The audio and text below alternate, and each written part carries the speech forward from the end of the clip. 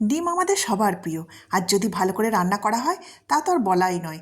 আজকে করব ডিমের কোরমা। তার জন্য 4টে ডিম আগে থেকে সিদ্ধ করে নিয়েছি, এরকম চিল লাগিয়ে দিয়ে অল্প নুন দিয়ে এবার একটা মাখিয়ে নেব। এখানে কিছু মশলা নিয়ে নিয়েছি, পেঁয়াজ, আদা, রসুন, কাজু, কিশমিশ, কাঁচা লঙ্কা। পেঁয়াজগুলোকে এইরকম চৌকো চৌকো কেটে নেব। কিছু পেঁয়াজ আমি বেরেস্তার জন্য কেটে নিয়েছি, কিছু চৌকো চৌকো কেটে নিয়েছি। কড়াই অল্প তেল দিলাম, দিয়ে পেঁয়াজটা হালকা সটে করে নিলাম। তাতে দিয়ে দিলাম কাঁচা লঙ্কা, আদা, রসুন, কাজু, কিশমিশ সব কিছু দিয়ে অল্প করে ভেজে নিয়ে জল দিয়ে দেবো। জল দিয়ে সিদ্ধ করতে দিয়ে দেবো। ঠান্ডা হলে একটা পেস্ট বানিয়ে নেব। কড়াইতে আরও তেল দিয়ে দিলাম, সাদা তেল, বেরেস্তাগুলো ভাজার জন্য।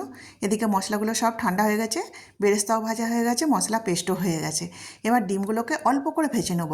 সাদা সাদা দেখতে বেশ ভালো লাগে, তাই বেশি ভাজলাম না। কড়াইতে আর একটু তেল দিলাম, দিয়ে একটু বাটার দিয়েছি, লবঙ্গ, দালচিনি, এলাচ ফোড়ন দিয়ে তাতে দিয়ে দিলাম জিরে গুঁড়ো আর ধনে গুঁড়ো। এবার দিয়ে দেবো পেস্ট করা সেই মশলাটা, পেঁয়াজ, আদা, রসুনের যে মশলাটা ওইটা দিয়ে দিলাম। এবার ভালো করে কষিয়ে নেব।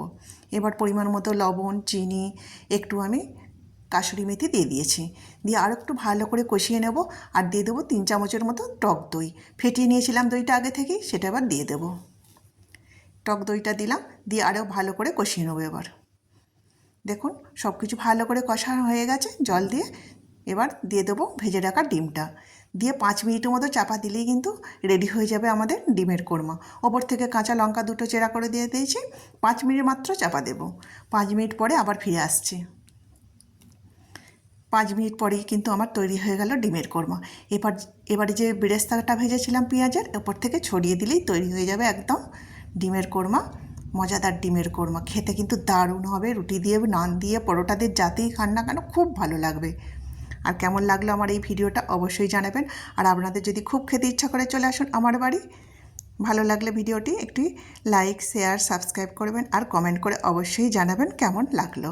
আর এই গ্রেভিটা দেখে কি মনে হচ্ছে? হ্যাঁ, খুব খেতে ইচ্ছা করছে না? আমার তো দারুণ ইচ্ছা করছে। চলুন আমি এবার খেতে যাই।